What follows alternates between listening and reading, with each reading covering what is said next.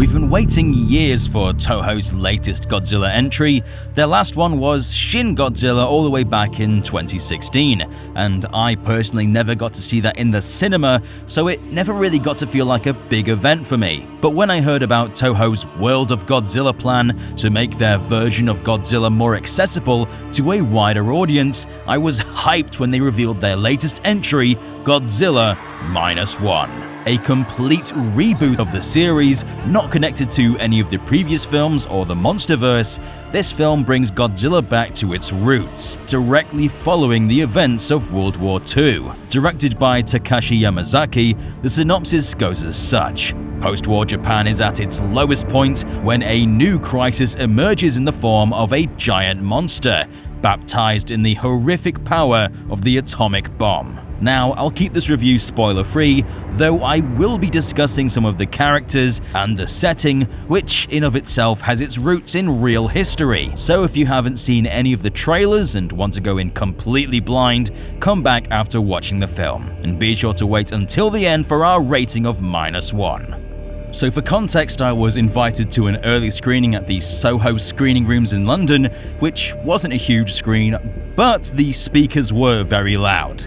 And I went in with high expectations. When I was younger, I would watch that scene from Always Sunset 2 where Godzilla attacks Tokyo, where the King of the Monsters was faithfully recreated using CGI, and it was set in a post-war Japan. And I thought to myself that this would be the perfect Godzilla film, something dark, reflective on Japan's place in the war, with great action and destructive imagery. So of course, when I heard the director of this film was making a new Godzilla film, I was hyped. But is it even possible for films to meet such a high expectation? And I'm happy to say, yes. This film is like if you took Jaws, Jurassic Park and Godzilla and rolled it into one beautiful package. The story was simple but effective. There's not many twists and turns that I think some were expecting.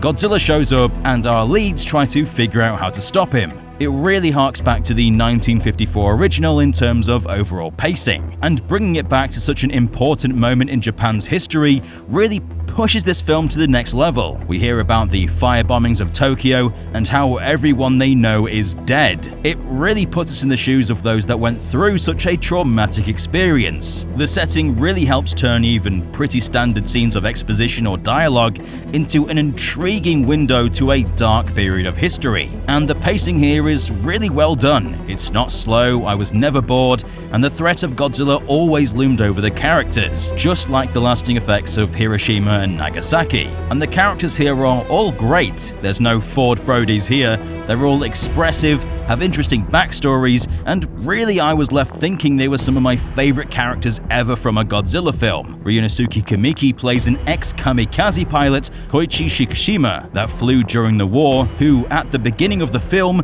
bails on a suicide mission, and that failure haunts him throughout the film. People vilify him because he wasn't able to see his mission through to the end, so he struggles with PTSD and has nightmares and flashbacks to the war, which really make you feel for the character. Survivor's guilt was very much a real thing following the war. Obviously, from our modern perspective, kamikaze bombers were a terrible thing for the government to push people to do, but from their perspective, they were indoctrinated into believing it was honorable, and if you didn't go through with it, you were disrespecting your family you swore to protect and those that died in the war. But trauma makes you desperate, so that aspect is really interesting to me and really helps us sympathize with the character, who then becomes obsessed with Godzilla as if he found a new purpose after he failed his last mission. But of course, the rest of the cast do an absolutely fantastic job as well, with some of them helping ease the tension a bit with some light comedic relief, which helps make the film not as hopeless as it could have been.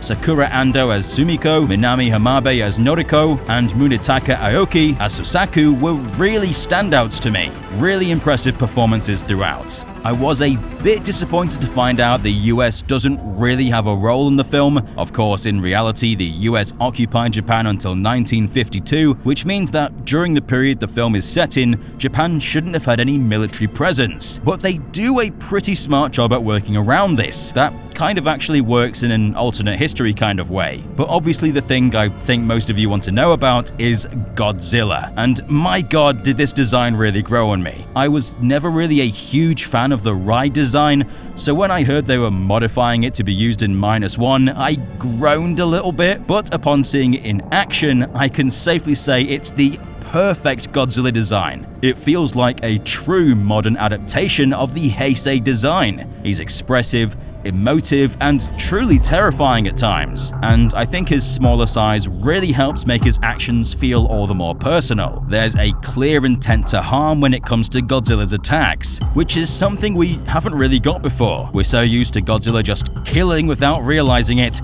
but here he's on the hunt, out to seek revenge on humanity for mutating him. I will say that the CGI was pretty bad at times.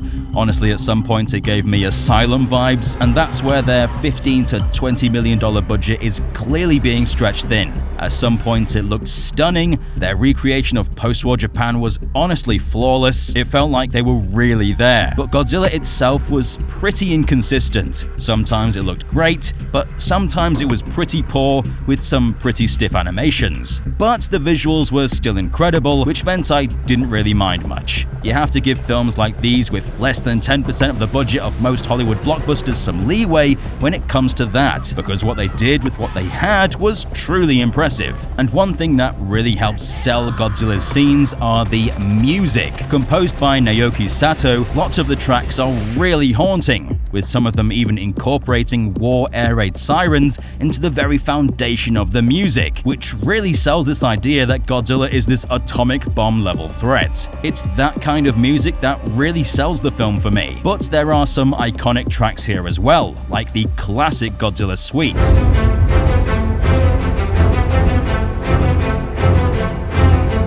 And they sound better than ever. But whilst it's nice to hear this again in a modern film, I have to say it feels like it contradicts with some of the horrors seen on screen. Godzilla destroying the city and causing mayhem is met with this kind of upbeat orchestral track, and I feel like it would have been better suited for other moments in the film. I think it should have played to its unique strengths more, instead of buckling to the pressure of using iconic tracks, simply because that's what the old films did. Though I'm not saying they shouldn't have used them at all, I think it just hurt the tension a bit. Overall, this film was everything I wanted from a Godzilla film. It had horror, tension, action, roots in history, and possibly most importantly, it had heart.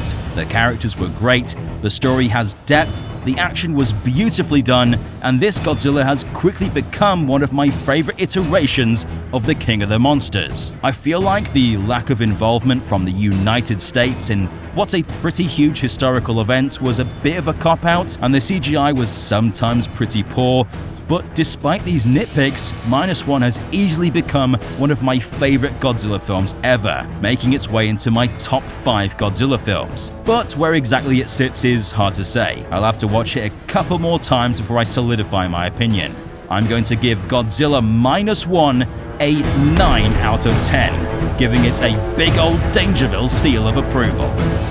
Clearly, it's resonating with people since the director, Takashi Yamazaki, has just won Best Director at the 48th Hochi Film Awards, and the film is sitting at a 100% critical rating on Rotten Tomatoes. So I'm glad to see the critics and audiences in agreement for once. When are you going to see Godzilla Minus One? And if you've already seen it, what did you make of it? Be kind and try not to post spoilers in the comment section for those that have yet to see it. For more Minus One content, including an ending explained, subscribe and stomp the notification button to become a resident of Dangerville today. And be sure to give this video a big old Kong-sized thumbs up.